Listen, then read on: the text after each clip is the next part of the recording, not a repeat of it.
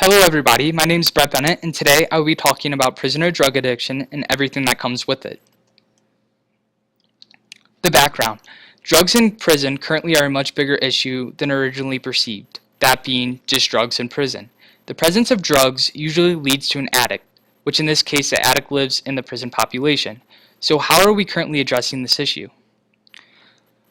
Drug abuse treatment after prison. Drug abuse treatment beyond prison walls is an article that discusses the importance of continuing the process of rehabilitation treatments even after release.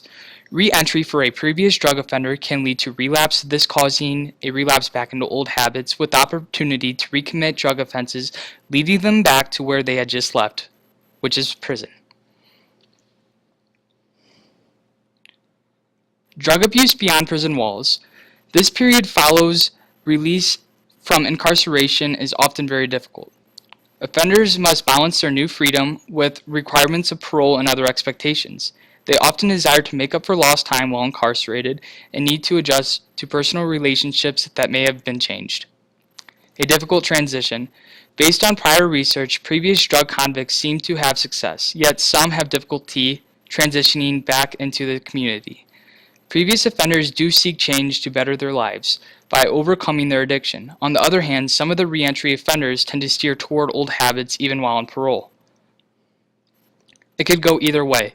Re-entry is a period of opportunity for offenders to learn to lead a crime-free and drug-free life in their communities. Elevated risks of recidivism, substance abuse, relapse, and HIV infection also make re-entry a time for opportunity for interventions to have crucial lasting impacts. Availability is also a huge issue. Davis talks about of the 2.3 million inmates currently serving sentences in American prisons, more than 50% have a history of substance abuse and drug addiction.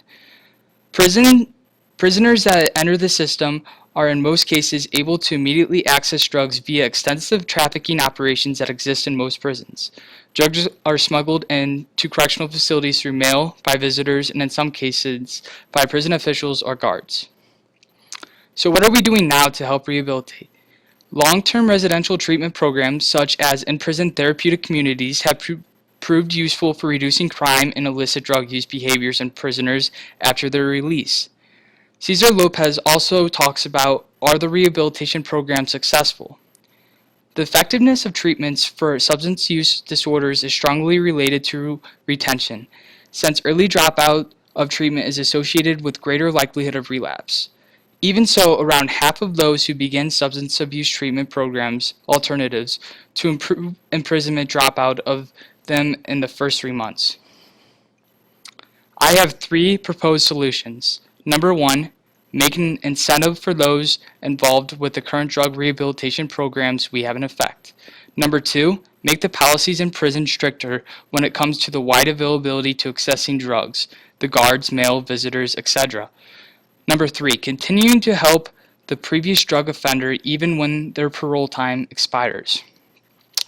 In depth with Solution 1, make an incentive for those involved with the current drug rehabilitation programs we have in effect. If we can persuade these inmates by giving them a reward, job opportunities, when successful completing drug rehabilitation programs, they might not feel the urge or need as much as what they would feel when they're not employed. Solution 2, make the policies in prison stricter when it comes to the wide availability to accessing drugs, the guards, mail, visitors, etc. Prison is supposed to be a learning experience of what happens when you break the law. So why is it so easy for these prisoners to use what got them in prison in the first place? Our correctional systems need to tighten up security when it comes to mail and visitors. What about the guards? I propose refining the hiring process and implicate the punishments extremely outweigh the benefit when delivering illicit drugs to prisoners. Solution 3, continue to help the previous drug offender even when the parole time expires. Once the parole is done being watched, what will they do? I believe creating another step after parole is over would be beneficial to the previous drug abusers. The new implications should look good on resumes while the ex-convict is looking for a job as well.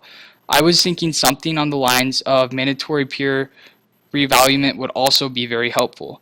By this, I mean after completing parole, the newly reformed individual should be required to help other offenders that went through the same thing he or she did. I feel this would be a reminder of how far they have come and the impact they can create due to their accomplishments. The self-fulfillment and self-worth sometimes will make a person continue on the good path. Thank you, everybody. I hope you enjoyed.